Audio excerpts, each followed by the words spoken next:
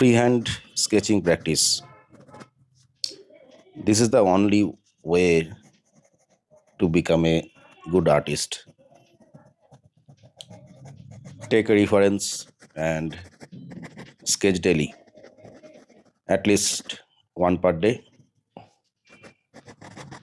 If you want to be a good artist, then don't go for any great method.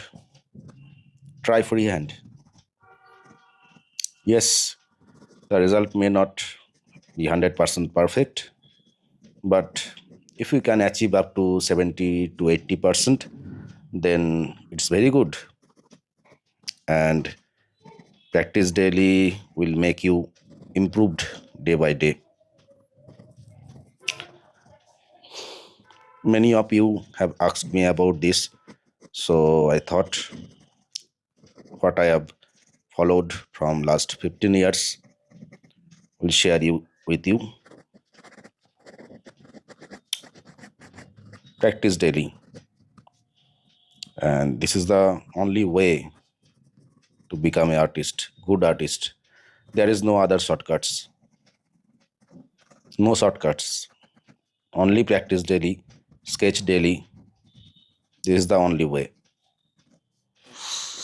So thank you for watching my videos.